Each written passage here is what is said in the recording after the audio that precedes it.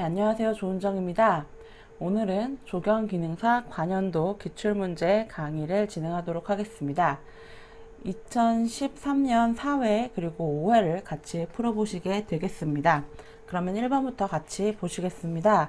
1번, 줄기나 가지가 꺾이거나 닫히면 그 부분에 숨어있던 눈이 자라서 싹이 나오는 것을 무엇이라고 하는가? 숨어있던 눈이 자라서 싹이 나오는 것을 맹아역이라고 합니다. 숨은 눈을 맹아라고 하기 때문입니다. 나무에는 잎이나 꽃이 될 부분 눈이라는 것이 있는데요. 줄기의 옆이나 아니면 줄기 끝이나 이런 쪽에 눈이 생기고, 원래는 이렇게 눈이 있던 자리가 아닌데 잘라서 이 자른 자리에 숨어있던 눈이 생겼다. 이런 것을 맹아라고 합니다. 알아두시면 되겠습니다. 답은 4번입니다. 네, 다음 문제 3번 보시겠습니다. 일본의 다정이 나타내는 아름다움의 미는, 다정이라고 하는 것은 다도를 중심으로 하는 정원을 얘기하는데요. 그렇죠. 차를 내면서 차와 관련된 활동을 하는 그런 것들을 다도라고 하죠. 예, 우리나라에서 떠올리시면, 일본 정원을 떠올리시면 뭐 디딤돌이라든지 이끼라든지 석등이라든지 수수분이라든지 이런 소소한 요소를 조합시켜서 만드는 정원이라고 보시면 되겠습니다. 이런 다정의 아름다움의 미는 이런 소소한 재료들을 사용해서 자연과 조화라고 볼 수가 있겠죠. 1번이 가장 거리가 가깝고요. 일본 그리고 일본과 우리나라는 조화, 중국은 대비, 이렇게 외워두시면 되겠습니다. 네, 다음 문제 6번 보시겠습니다. 다음 설명하는 그림은 설명이 나와 있는데요. 눈높이나 눈보다 조금 높은 위치에서 보여지는 공간을 실제 보이는 대로 자유스럽게 표현한 그림, 어떤 일정한 스케일이나 형태는 정해지지 않고 자연스럽게 보이는 대로 그린다고 합니다. 나타내고자 하는 이도의 윤곽을 잡아 계략적으로 표현하는 그런 그림이고, 아이디어를 수집, 기록, 정착화하는 과정에서 필요하다. 디자이너에게 순간적으로 떠오르는 불확실한 아이디어의 이미지를 고정 정착화 나가는 초기 단계라고 볼 수가 있다 하는데요. 눈높이보다 높이에서 그리는 그림은 일단 스케치 그리고 조감도가 있겠죠. 그런데 조감도는 전체 그림을 한눈에 보기 쉽게 나타내는, 완성됐을 때의 그런 그림을 나타내는 것이라고 보시면 되겠고요. 스케치는 그 전에 이제 계략적으로 표현하고자 할 때 그리는 그림이라고 보시면 되겠습니다. 그래서 2번이 답이 되겠습니다. 네, 다음 8번 보시겠습니다. 어린이 공원 설계 시 공간 구성 설명으로 옳은 것을 골라라 했는데요. 1번, 동적인 놀이 공간에는 아늑하고 햇빛이 잘 드는 곳에 잔디밭과 모래밭을 배치하여 준다. 이런 것들은 정적인 놀이 공간이라고 알고 계시면 되겠고, 틀린 답입니다. 정적인 놀이 공간에는 놀이시설과 운동시설을 배치하여 준다. 1번과 2번이 내용이 바뀌었습니다. 이것이 놀이시설과 운동시설은 동적인 것, 위에 나온 잔디밭과 모래밭이 정적인 것, 이렇게 보시면 되겠고요. 3번, 감독 및 휴게를 위한 공간. 어린이 공원을 설계할 때는 이것이 가장 중요합니다. 감독 및 휴게를 위한 공간은 놀이공간이 잘 보이는 곳으로 해야 하고 아늑한 곳으로 배치하도록 한다. 이게 정답이 되겠습니다. 어린이 공원 설계 시 주의점은 주민이나 보행자가 들여다볼 수 없도록 밀식하지 않는다입니다. 그래서 4번도 틀린 답입니다. 네, 다음 9번 보시겠습니다. 조경 양식을 형태 중심으로 분류할 때 정형식, 자연식, 절충식 등으로 자연식 조경 양식에 해당하는 것은 1번부터 보시겠습니다. 서아시아와 프랑스에서 발달된 양식이다. 이런 것들은 정형식 양식이죠. 프랑스의 특히 평면 기하학식, 이런 것들이 정형식이고, 서아시아는 고대 때 나왔는데 고대 양식은 모두 정형식이었죠. 강한 축을 중심으로 좌우 대칭형으로 구성된다. 이런 게 프랑스식 평면기하식에 대한 설명이죠. 정형식이고요. 3번 한 공간 내에서 실용성과 자연성을 동시에 강조하였다. 이것은 절충식에 대한 설명이라고 보시면 되겠고요. 4번 주변을 돌 수 있는 산책로를 만들어서 다양한 경관을 즐길 수 있다. 이런 것은 회유임천식에 대한 설명이라고 보시면 되겠습니다. 그래서 자연식 조경양식에 속하는 것이죠. 이것이. 네, 다음 11번 문제 보시겠습니다. 수고 3m 감나무 3주의 식재공사에서 조경공 0.25인 보통인부 0.2인의 식재 노무비 1위 대가는 얼마인가? 라고 나와 있는데요. 여기서 일단 조경공과 보통인부의 일당이 나와 있고요. 감나무 3주의 식재공사라고 했는데 1위 대가를 물어봤기 때문에 한 주에 대한 공사비만 측정해내면 됩니다. 그래서 수고 3m인 감나무 한 주의 식재공사 조경공이 0.25인 보통인부 0.2인이 들기 때문에 0.25인의 그 조경공 노임인 4만원을 곱하시면 되겠고요. 그 다음에 0.2인의 보통인부 노임 3만원을 곱하면 그 노무비가 나오겠죠. 그러면은 각자의 노무비를 더해서 16,000원이 나오게 됩니다. 그럼 한 주 식재공사 하는데 드는 1위 대가 금액이 나오게 됩니다. 다음 15번 보시겠습니다. 도면상에서 식물 재료의 표기 방법으로 바르지 않은 것은 보시면 1번부터 덩굴성 식물의 규격은 길이를 표시한다. 맞고요. 같은 수종은 인출선을 연결하여 표시하도록 한다. 같은 것끼리는 묶어서 인출선을 연결하기도 합니다. 3번 보시면 수종에 따라 규격은 HW, HB, HR 등의 표기 방식이 다르다. 요 세 가지 종류로 크게 규격을 나타낼 수 있다고 했고요. 수목의 인출선을 사용해서 수종명, 규격, 관목교목을 구분하여 표시하고 총수량을 함께 총수량을 함께 기입한다 라고 했는데요. 일단 관목, 교목을 구분하여 표시하지를 않기 때문에 바르지 않은 것은 4번이 되겠고요. 인출선 같은 경우에는 같은 수종은 이렇게 세 개를 같이 묶어서 인출해 내게 됩니다. 그러면 주수, 세주, 그리고 수목명이 나오게 되고요. 수목명이 뭐 배롱나무 그러면 H 2.0에 R 할까요? R50 예. 이런 식으로 R5가 5 정도 되겠죠. 예. R5 이 정도로 한다면 규격 나오고요. 그리고 주수가 나오고요. 수량 그리고 수종명도 나오게 되는데 관목교목은 나오지 않게 되겠죠. 다음 20번 보시겠습니다. 정원에 사용되는 자연석의 특징과 선택에 관한 내용 중 옳지 않은 것은 같이 보시겠습니다. 1번 정원석으로 사용되는 자연석은 산이나 개천에 흩어져 있는 돌을 그대로 운반하여 이용한 것이다. 그렇죠. 산석이나 강석 이런 것들을 이용할 수 있고요. 맞는 답이 되겠습니다. 그 다음 2번 경도가 높은 돌은 깊음과 운치가 있는 것이 많고 무게가 있어 보여 가치가 높다인데요. 경도라고 하는 것은 단단한 돌을 말합니다. 단단한 게 어떤 운치가 있고 무게가 있어 보여서 가치가 높다 맞고요. 부진의 타 물체와의 대비, 비례, 균형을 고려하여 크기가 적당한 것을 사용한다. 그렇죠. 자연석을 놓는데 가장 중요한 것이 이런 대비, 비례, 균형감을 고려한 배치가 중요합니다. 4번 보시면 돌에는 색채가 있어서 생명력을 느낄 수 있고 조금 색채가 있긴 하지만 생명력과는 거리가 멀죠. 검은색과 흰색은 예로부터 귀하게 여겨지고 있다. 이런 것도 좀 거리가 먼 설명입니다. 가장 틀린 것은 4번이 되겠습니다. 다음 22번 문제 보시겠습니다. 인공 토양을 만들기 위한 경량제가 아닌 것을 물어봤는데요. 인공 토양을 만든다고 합니다. 인공 토양. 그래서 토양 계량제로서는 이 네 가지가 다 쓰일 수 있습니다. 어떤 토양의 보수력, 보비력 이런 거를 높이기 위해서 다공질 이런 물질들을 섞는다고 했었는데 경량 물질들을 섞는다고 했었는데 여기서는 인공 토양을 만들기 위한 것이기 때문에 계량이 아니라 화산재, 펄라이트, 버미큘라이트는 인공 토양의 재료가 될 수가 있습니다. 경량재로서. 하지만 부엽토는 그 풀과 나무 등의 낙엽 같은 것이 썩어서 이루어진 흙을 말하는데 인공 토양으로 경량재로 쓰인다고 보기는 어렵겠습니다. 토양 계량재랑 헷갈리지 않으시면 되겠습니다. 네, 다음 24번 보시겠습니다. 학교 조경에 도입되는 수목을 선정할 때 조경 수목의 생태적 특징 설명으로 옳은 것을 골라라.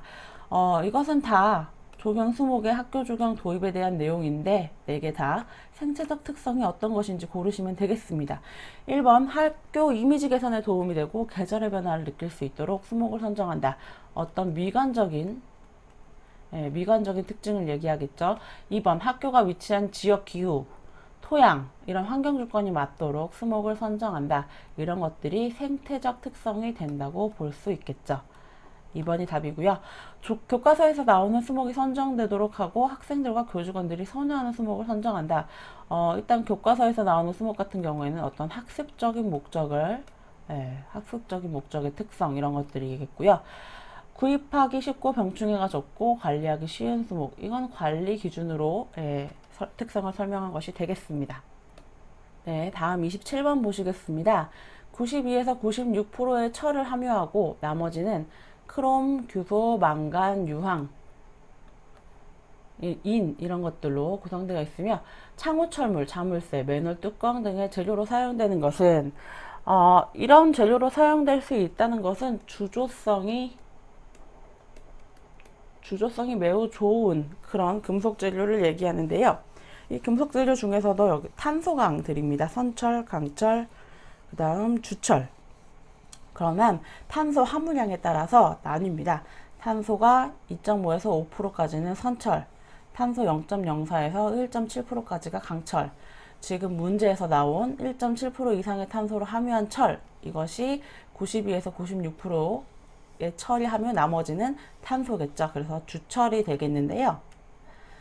주철은 주조성이 좋아서 주물용으로 사용된다. 어떠한 복잡한 형상을 만들어내거나 하기에 적합한 재료이다 라고 알고 계시면 되겠습니다. 네, 다음 28번 보시겠습니다. 콘크리트의 단위 중량 계산, 배합 설계 및 시멘트의 품질 판정에 주로 이용되는 시멘트의 성질은 콘크리트의 단위 중량이라고 했습니다. 그리고 배합 설계, 시멘트의 품질 이런 것과 관련되는 것 보시면 분말도, 응결 시간, 비중, 압축 강도 등이 있는데요. 일단 단위 중량, 무게를 말하는 거죠. 무게를 말하는 것인데 이것은 비중과 가장 큰 관련이 있습니다. 비중 자체가 같은 부피당의 무게를 말하는 것이기 때문에 같은 부피당의 표준 물질과의 무게의 비율을 말합니다. 그래서 단위 중량 계산에도 쓰이고 배합 설계와 품질 판정에 아주 중요하게 쓰이는 것이 비중이고요. 분말도는 품질, 시멘트의 품질에는 영향을 미치게 되지만 단위 중량 이런 것이랑은 조금 거리가 멀고요. 응결 시간, 압축 강도도 단위 중량 계산과는 거리가 멉니다. 네, 다음 29번 보시겠습니다. 보기의 설명에 해당하는 소종 재료 문제를 냈는데요. 1번, 첫 번째부터 어린 가지의 색은 녹색, 젓갈색으로 옅은이 발달하고 있다. 옅은이라는 것은 그 잎자루 자국을 말합니다. 잎이 떨어져 나가고 잎자루가 붙어 있던 곳에 자국이 남아 있는 것이고요. 다음, 수피에서는 냄새가 나고 수피에서 어떤 향기가 난다고 합니다. 약간 고립하여 있고요. 단풍나무 중에서 복엽이면서 가장 노란색 단풍이 든다. 복엽이라는 것은 하나씩 잎이 나면 자루에 단엽이고요. 잎 자루에 이렇게 하나, 둘, 셋 이런 식으로 잎이 여러 개씩 나는 것을 복엽이라고 합니다. 가장 노란색 단풍이 든다고요. 이 4가지 모두 단풍나무에 속합니다. 다음, 내조성, 바닷바람에 견디는 능력, 속성수, 빨리 자라는 나무 이런 것으로서 조기 녹화에 적당하고 녹음수로 이용 가치가 높으며고요. 가치가 높으며 폭이 없는 가로에 가로수로 심는다. 키가 그렇게 크지 않는 가로수란 얘기죠. 보시면 1번은 복장나무, 2번 내군도, 3번 단풍나무, 4번 고로쇠나무인데요. 일단 냄새가 나는 걸로 유명하고요. 노란색 단풍이 드는 것은 내군도 단풍밖에 없습니다. 그리고 복엽이고요. 나머지 복장나무도 복엽이긴 하지만 빨간 단풍입니다. 단풍나무는 노란색이고 고로쇠는 단풍나무는 적색 단풍이고요. 고로쇠는 노란 단풍이 들지만 복엽이 아니고요. 답이 내군도 단풍이 되겠고요. 최근에 가로수로 속성수로서 많이 이용하는 수종이니 알아두시기 바랍니다. 네, 다음 31번 보시겠습니다. 콘크리트 공사 중 거푸집 상호 간의 간격을 일정하게 유지시키기 위한 것은 물어봤는데요. 1번 캠버, 2번 긴장기, 3번 스페이서, 4번 세퍼레이터라고 있습니다. 보시면 일단 가장 헷갈리실 만한 것은 긴장기와 스페이서인데요. 긴장기는 거푸집이 있으면 거푸집 안에 이렇게 채워 넣겠죠. 거푸집 안에 반죽을 채워 넣는다고 치면 이것이 반죽으로 인해서 이렇게 배가 나오지 않도록 긴장시켜주는, 묶어주는 그런 역할이라고 보시면 되겠습니다. 반죽이 행압력에 의해서 벌어지는 것을 방지하는 것이고요. 스페이서가 거푸집 상호 간의 간격을 유지하는, 거푸집 간의 간격을 유지할 수 있도록 만들어주는 그런 부품이라고 보시면 되겠습니다. 네, 다음 32번 보시겠습니다. 트레버틴이라는 것이 나왔는데요. 이것은 우윳빛깔의 돌로 장식재 또는 뭐 어떤 구조재로도 쓰이긴 하는데 단단하기 때문에 트레버틴 내장재로 쓰입니다. 내장 장식재, 트레버틴 우윳빛 돌이라고 보시면 되겠고, 예를 들면 뭐 그리스 로마 시대 건물을 재현할 때 그 기둥을 이런 식으로 만든다고 쳤을 때 기둥에 이렇게 우윳빛깔의 얼룩덜룩 무늬가 있는 돌, 이런 것들을 쓰게 되죠. 그런 돌이라고 보시면 되겠고요. 일종의 베리석의 한 종류라고 보시면 되겠습니다. 네, 다음 34번 보시겠습니다. 다음 보기에서 설명하는 합성 수지는 물어봤는데요. 특히 내수성, 내열성이 우수하고, 내연성, 정기적 내열성이에요. 내열성. 그리고 정기적 전연성이 있고, 유리섬유판, 텍스, 피형류 등 모든 접착이 가능하다. 방수제로도 쓰고 500도씨 이상 견디는 유일한 수지이다. 여기서 실리콘임을 아셔야 합니다. 내열성이 매우 높으면서 500도씨 이상 견디는 수지는 실리콘밖에 없고요. 나머지 세 가지도 방수제나 도료 이런 것 등으로 쓰일 수는 있습니다. 다음 36번 보시겠습니다. 수목의 식재 시 해당 수목의 규격을 수고와 근원 직경으로 표시하는 것은 수목 규격에 대한 문제인데요. 수고 H죠. H와 근원 직경 R이죠. HR로 규격을 쓰는 나무를 고르라는 얘기죠. 보시면 1번 목련, 2번 은행나무와 느티나무, 3번 자작나무, 4번 현사시나무 이렇게 나와 있는데요. 일단 답은 목련이 되겠고요. 네. 느티나무가 HR을 쓰고요. 낙엽 교목이죠. 낙엽 교목. 자작나무는 낙엽 교목이지만 HB를 쓰는 수중입니다. 은행나무 이것도 낙엽 교목이지만 HB를 쓰는 수중이고요. 현사시나무도 마찬가지로 낙엽 교목이지만 HB를 쓰는 수중입니다. 다 낙엽 교목만 나왔는데 HB를 쓰느냐 R을 쓰느냐 알고 계셔야 한다는 내용입니다. 네, 다음 38번 보시겠습니다. 난지형 잔디에 떼밥을 주는 적합한 시기는, 보시면 잔디는 크게 한지형과 난지형이 있다고 했었죠. 주로 이제 난지형 잔디에는 한창 자랄 시기에 떼밥을 준다고 보시면 되겠습니다. 한창 자랄 시기 6월에서 8월 정도 사이인데 가장 가까운 것은 정답 2번이 되겠고요. 한지형은 봄, 가을에 준다고 알고 계시면 되겠습니다. 왜냐하면 한지형 잔디는 여름에 매우 약합니다. 여름에 병에나 이런 피해를 받기가 쉽기 때문에 떼밥을 주지 않고 봄이나 가을철에 주게 됩니다. 그래서 난지형은 거의 늦봄에서 여름, 한지형이 봄, 가을 이렇게 알고 계시면 되겠습니다. 네, 다음 44번 보시겠습니다. 사철나무 탄저병이 나왔는데요. 1번부터 틀린 것을 골라보도록 하겠습니다. 관리가 부실한 나무에서 많이 발생하므로 거름주기와 가지치기 등의 관리를 철저히 하면 문제가 없다. 일단 탄저병이라는 병은요, 진균성 병이라고 알고 계시면 되겠고요. 채광 통풍이 불량하면 많이 생깁니다. 그래서 거름주기, 가지치기 관리를 잘하는 것이 좋고요.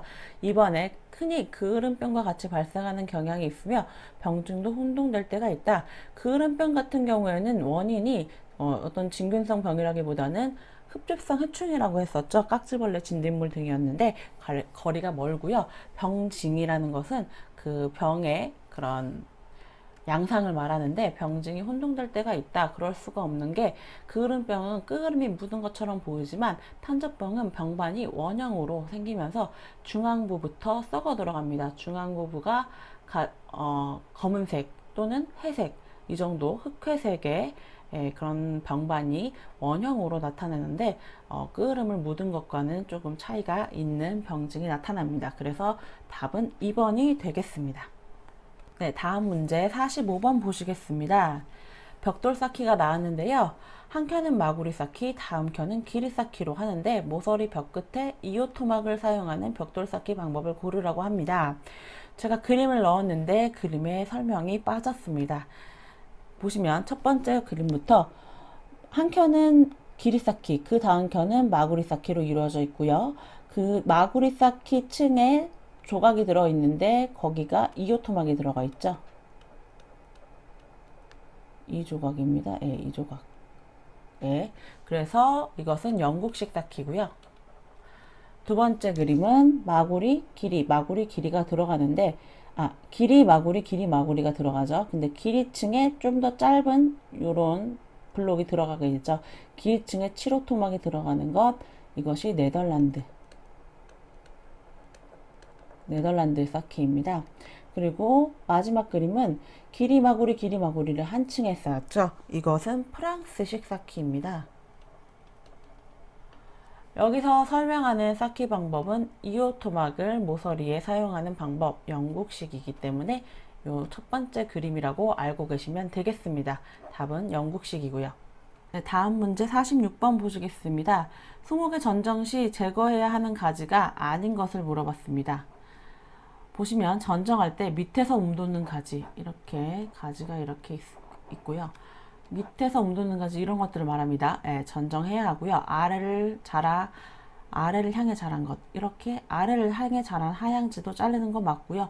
위를 향해 자라는 주지, 요 가운데 부분에 주지를 말합니다. 가운데 중심 줄기를 주지라고 하는데 이 주지는 자르면 안 되는 것이 되겠죠.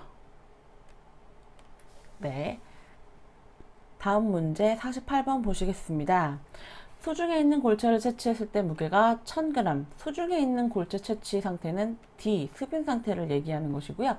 표면 건조의 내부 포화 상태가 900g, 표건 상태의 무게를 얘기하는 것이죠. 대기 건조 상태의 무게가 860g, 이게 기건 상태의 무게를 얘기하는 것이고, 완전 건조 상태의 무게가 850g, 절건 상태의 무게를 얘기하고 있습니다. 그럴 때 함수율을 물어봤습니다. 함수율은 어떻게 구하는 것인지 일단 알고 계셔야 하는 것이고요. 함수율은 절건 중량분의 함수량의 백분율로 구하는 것이었죠. 그러면 함수량이 무엇인지 또 알고 계셔야 되겠죠. 함수량이란 수분 상태에서 절건 상태의 무게를 빼면 그만큼이 함수량이 되겠습니다. 그래서 수분 상태, 우리가 문제를 푸는데 필요한 것은 첫 번째, 이 수분 상태의 무게, 그리고 절건 상태의 무게가 되겠습니다. 1000g에서 850g을 빼면 함수량이 된다는 것이고요. 그러면 150g이 되겠죠. 그리고 절건 중량은 850g이 되겠죠. 그래서 850분의 150 곱하기 100분율을 하게 되면 17.65%가 나오게 되는데요. 그래서 답이 4번이 되겠습니다. 네, 오른쪽에 위에 표를 외워두시는 게 중요하겠죠. 요 내용을 알고 있어야지 저 수치를 줬을 때 푸실 수가 있겠습니다. 다음 49번 문제 보시겠습니다. 접붙이기 번식에 대한 문제인데 틀린 것을 고르시면 되겠습니다. 1번 종자가 없고 꺾꽂이로도 뿌리 내리지 못하는 20개 증식에 이용된다. 그렇죠. 씨가 없고 꺾꽂이로 힘들면 접붙이기로 할 수 있겠죠. 다음 2번 씨뿌림으로는 품종이 지니고 있는 고유의 특징을 개선시킬 수 없는 수목의 증식에 이용된다 하는데 이런 것들이 있습니다. 만약에 예를 들어 대표적인 게 감나무인데요.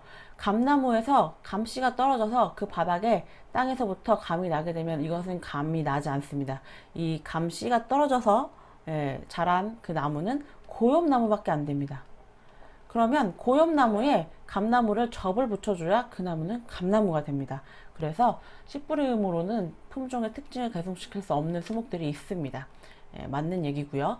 가지가 쇠약해지거나 말라 죽는 경우 이것을 보태주거나 또는 힘을 회복시키기 위해서 이용된다.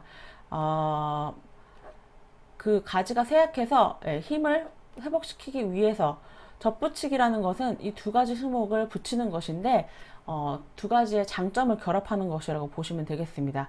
한 나무는 어떤 우수한 그런 고유 특징, 성질을 얘기하고요. 뭐 색깔이나 열매 색깔, 뭐 크기, 뭐 개수 뭐 이런 것들이라고 볼 수가 있겠고, 한 나무에서는 세력을 이용한다고 보시면 되겠습니다. 그래서 이런 것들을 접붙이기에 이용한다 맞고요.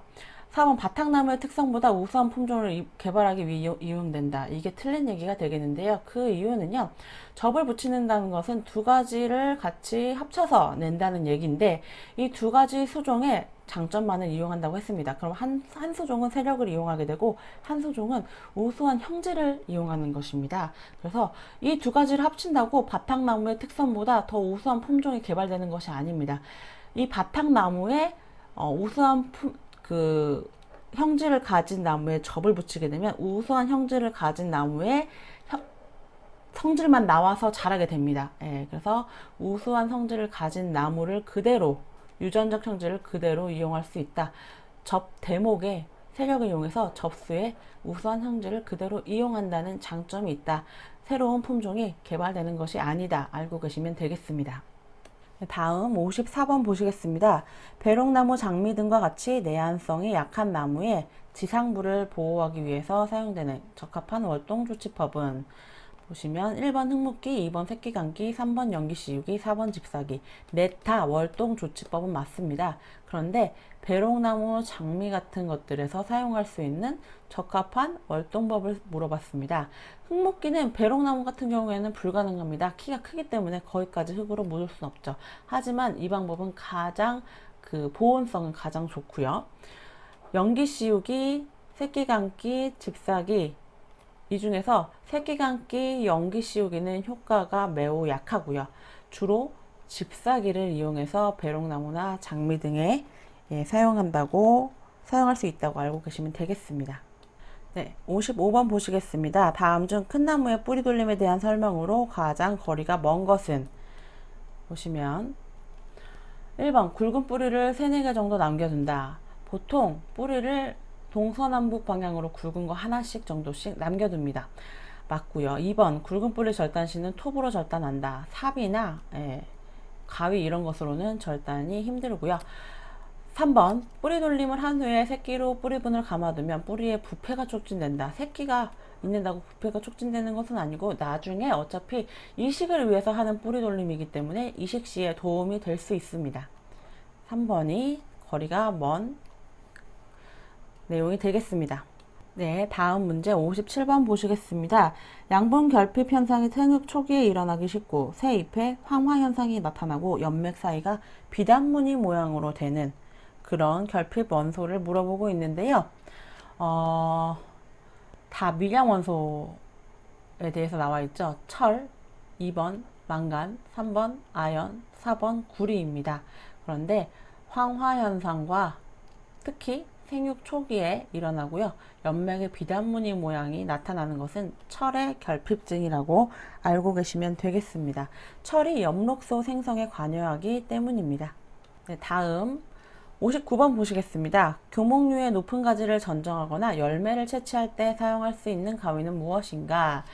보시면 1번 대형 전정가위. 이것은 굵은 가지 등을 자를 때 쓰는 것이고요. 조형 전정가위, 이것은 울타리 같은 것을 만들 때 또는 형상수 같은 것을 만들 때 쓴다고 보시면 되겠고요. 3번 손치기 가위, 이게 우리가 쪽가위라고 해서 그 꽃꽂이 용으로 주로 쓰게 되는 그런 날이 짧은 가위를 말합니다. 4번 갈쿠리 전정가위가 고지가위라고도 하고요. 갈쿠리 전정가위라고도 하는데 높은 가지를 전정할 때 쓸 수 있는 그런 종류라고 알고 계시면 되겠습니다. 네, 그러면 이제 관연도 기출문제 2013년 5회로 넘어가도록 하겠습니다. 2번부터 보시겠습니다. 버킹엄의 스토우 가든을 설계하고 담장 대신에 부지의 경계선에 도랑을 파서 도랑으로 외부로부터의 침입을 막은 하하수법을 실현하게 한 사람 누구였죠? 브릿지맨이었죠. 아주 시험에 많이 나왔고요. 이 그 풍경식 정원가들인데요. 다 알고 계셔야 합니다. 켄트 자연은 직선을 싫어한다. 이런 용어를 얘기했던 사람이었죠. 그리고 챔버, 큐가든을 떠올리셔야 합니다. 큐가든에 최초로 중국식 탑을 도입했다. 알고 계시면 되겠습니다. 네, 다음 3번 문제 보시겠습니다. 중국 정원의 특징에 대해서 물어봤는데요. 1번 차경수법을 도입하였다. 그렇죠. 차경수법은 배경을 정원 요소로 쓰는 수법이고요. 동양 정원에서 주로 많이 이용합니다. 2번 태호석을 이용한 석가산 수법이 유행하였다. 그렇죠. 중국 정원의 대표적인 수법이죠. 석가산. 3번 사의주의보다는 상징적 축조가 주를 이루는 사실주의에 입각하여 조경이 구성되었다. 내용도 이상하고 사의주의에 가깝습니다. 사실주의보다는. 그러니까 서양의 그 풍경식 정원이 사실주의이고요. 동양의 풍경식 정원은 사의주의입니다. 사의주의가 어떤 상징적인 의미를 가지고 줄을 이루어서 축조하는 것이라고 알고 계시면 되겠습니다. 그래서 3번이 틀린 답이 되겠습니다. 네, 다음 6번 보시겠습니다. 정원의 개념을 나타내고 있는 중정을 물어보고 있는데요. 다음 설명이 나와 있죠. 무어 양식의 그치라고 일컬어지는 아람브라궁의 여러 개의 중정 중의 하나이고요. 가장 화려한 정원으로서 물의 종기성이 드러난다 하는데 가장 화려한 정원은 사자의 중정입니다. 기둥이 124개 정도 조성되어 있고요. 한가운데에 사자 12마리의 사자상이 있고 그 사자상들이 떠받치고 있는 수반이 있습니다. 그래서 물의 종기성을 나타내고 있고요. 수반을 통해서 사분원하는 수로가 있고요. 사자의 중정이 답이 되겠습니다. 네, 다음 8번 보시겠습니다. 이탈리아 정원 양식의 특성과 가장 거리가 먼 것은 보시면 1번 테라스 노단이죠. 이것이 우리나라 말로는 노단입니다. 같은 얘기고 테라스 노단식 이탈리아와 관련이 깊은 그런 양식이고요. 평면기하학식 정원은 이탈리아보다는 프랑스와 관련이 있고 이탈리아는 거리가 멀죠. 축선상에 여러 개의 분수를 설치하였다. 이것은 이탈리아에서는 일단 1층, 2층, 3층, 4층 이렇게 층으로 정원을 조성하지만 가운데 축이 있었습니다. 그래서 가운데 중심 축을 기준으로 좌우 대칭 이런 형태를 이루게 되는데 그 축선상에 캐스케이드라든지 분수라든지 이런 것을 주로 많이 설치했다고 했었습니다. 네, 다음 11번 보시겠습니다. 미기후에 관련된 조사 항목으로 적당하지 않은 것은 물어봤는데요. 미기후는 일반적으로 지역기후랑 대비되는 개념이라고 알고 계시면 되겠습니다. 지역기후란 예를 들면 뭐 서울의 기온 또는 부산의 기온 이런 것들을 우리가 알 수 있겠죠. 그렇게 어떤 큰 단위의 그런 기후를 말하고요. 미기후는 아주 국지적인 장소에서의 특징적으로 나타내는 기후를 얘기하는데 예를 들면 뭐 우리 학교의 기후 또는 우리 아파트 앞의 기후 이런 것들을 얘기합니다. 그래서 일반적으로 건물 앞과 건물 뒤의 풍향이나 일조차 이런 것들에 대한 내용이 주가 됩니다. 그래서 대기 오염 정도, 태양 복사열, 안개 및 서리 이런 것들을 조사하는 것이고 지역 온도 및 전국 온도와는 거리가 멉니다. 이게 지역 기후랑 관련된 내용이라고 보시면 되겠습니다. 네, 다음 13번 보시겠습니다. 안정감과 포근함 등과 같은 정적인 느낌을 받을 수 있는 경관은 보시면 파노라마 경관, 위요 경관, 초점 경관, 지형 경관 중에서 파노라마 경관과 지형 경관 같은 경우에는 뭐 웅장함, 어떤 감탄 이런 것들을 자아내는 것들입니다. 그래서 어떤 정적인 느낌, 포근함과는 거리가 멀고요. 초점 경관도 마찬가지로 안정감, 포근함과는 거리가 멀고 한 점으로 집중되는 그런 경관입니다. 위요 경관이 답이 되겠습니다. 수직적 요소로 둘러싸여 있기 때문에 안정감을 느낄 수 있다입니다. 네, 다음 17번 문제 보시겠습니다. 시멘트의 응결에 대한 설명으로 옳지 않은 것을 고르시겠습니다. 보시면 보기부터 1번 보시면 시멘트와 을이 아니라 물입니다. 물. 예, 물이 화학 반응을 일으키는 작용을 응결이라고 한다. 맞고요. 시멘트가 물과 만나서 굳어지기 시작하는 것을 응결이라고 합니다. 수화에 의해서 이게 물과 만났다는 얘기고요. 유동성과 점성을 상실하고 고화하는 굳는 현상이다. 시멘트 계열이 서로 응집하여 시멘트 입자가 치밀하게 채워지는 단계로서 경화하여 단단해진다는 얘기죠. 강도를 발휘하기 직전의 상태이다. 응결 다음에 경화가 일어납니다. 그래서 응결과 경화라고 하는데요. 예, 응결한 다음에 응결이 끝나면 경화가 일어나고요. 여기서 강도가 발현되고요. 저장 중 공기에 노출되어 공기 중에 습기 및 탄산가스를 흡수하여 가벼운 수화 반응을 일으켜 탄산화하여 고화되는 현상. 이런 것은 습기, 탄산가스 때문에 굳어져 버리는 현상을 말하는데 이것을 풍화라고 합니다. 그렇기 때문에 응결과는 거리가 먼 현상입니다. 네, 다음 20번 문제 보시겠습니다. 인조목의 특징이 아닌 것은, 인조목이라는 것은요, 나무가 아닙니다. 가짜 나무란 뜻입니다. 그래서 합성 수지나 아니면 시멘트 이런 것 등으로 인공적으로 나무의 형태와 나뭇결을 만든 것입니다. 네, 그래서 나무가 아니지만 나무처럼 보이게 만든 것이라고 알고 계시면 되겠는데요. 1번부터 마모가심에서 파손되는 경우가 많다. 그렇지 않습니다. 나무의 마모도보다 내구성이 있게 만들게 하기 위해서 인조목을 만드는 것입니다. 그래서 1번 이 답이 되겠습니다.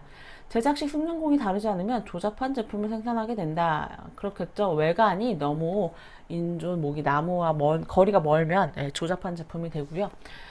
안료를 잘못 배합하면 표면에서 분말이 나오게 돼서 시각적으로 좋지 않고 이용에도 문제가 생긴다. 그렇죠. 겉의 모양을 나무처럼 만드는데 그 색 이런 거에 신경을 써야겠죠. 목재의 질감은 표출되지만 목재에서 느끼는 촉감은 맛볼 수 없다. 그 재질이 틀리겠죠. 다음 24번 문제 보시겠습니다. 재료가 탄성 1개 이상의 힘을 받아도 파괴되지 않고 가늘고 길게 늘어나는 성질은 1번 취성, 이것은 재료가 파괴되기 쉬운 성질을 얘기하고요. 2번 인성, 이것은 외력에 의해서 재료가 파괴되기 어려운 성질, 외력에 의해서 파괴되지 않으면서 큰 변형을 나타내는 성질. 네, 이런 식으로 나온 적이 있습니다. 알아두시면 되겠고요. 연성 같은 것이 파괴되지 않으면서 가늘고 길게 늘어나는 성질을 얘기합니다.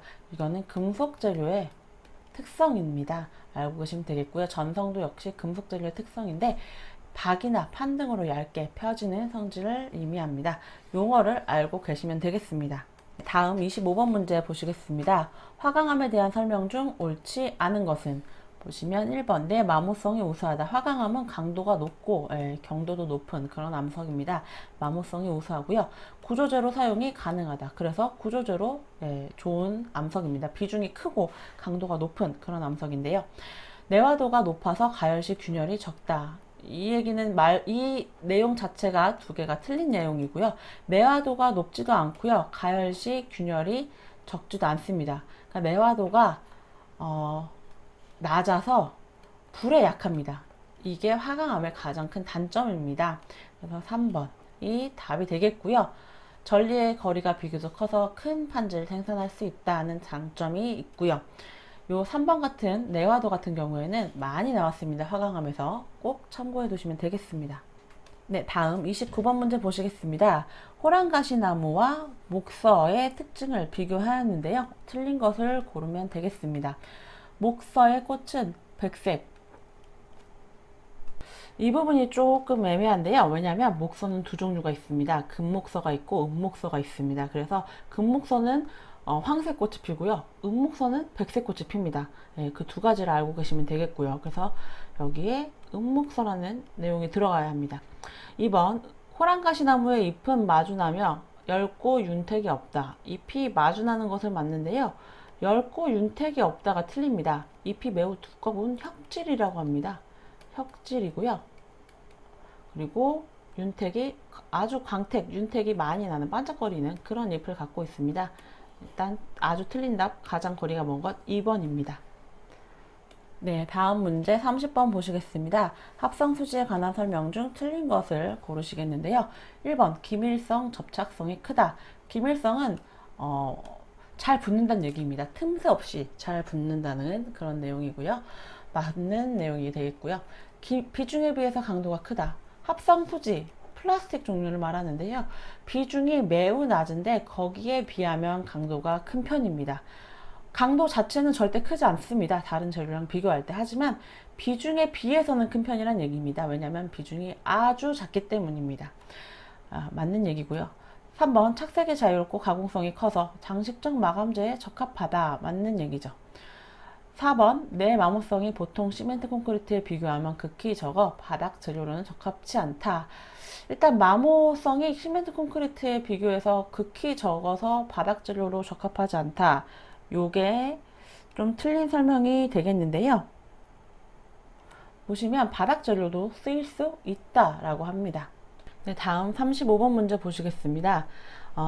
조경 재료에 대한 문제인데요. 설명을 보시겠습니다. 감탕나무과 식물이다 라고 했고요. 그리고 상록화엽 소교목입니다. 소교목으로 열매가 적색이다. 네타 열매가 적색인 나무들입니다. 잎은 호생으로 타원상의 육각형이며, 타원상의 육각형이란 얘기는 이런 납작한 육각형 모양이란 얘기고요. 가장자리에 이런 비늘 같은 각점이 있다. 가시처럼 보이겠죠? 이런 이파리를 갖고 있다. 이런 이파리는 호랑가시 나무만 갖고 있습니다. 자웅이주이다. 자웅이주란 얘기는 암꽃, 수꽃이 따로 피는데 한 나무에 암꽃만, 한 나무에는 수꽃만, 암수 따로 딴 그루로 핀다는 얘기입니다. 그래서 답은 호랑가시 나무가 되겠습니다. 다음 38번 보시겠습니다. 개화를 촉진하는 정원수 관리에 대한 설명이 나왔는데요. 틀린 것을 고르시면 되겠습니다. 1번, 햇빛을 충분히 받도록 해준다. 중요합니다. 햇빛을 충분히 받아야 광합성 에너지가 많이 쌓이겠죠. 그래야지 꽃을 피울 수 있습니다. 개화 자체는 상당히 에너지가 많이 소모되기 때문에 빛을 많이 받아서 광합성을 많이 해서 양분을 많이 축적해야 꽃이 잘 핀다. 알아두시면 되겠고요. 물을 되도록 적게 주어 꽃눈이 많이 생기도록 한다. 보시면 이 얘기는 탄질률과 관계가 있겠습니다.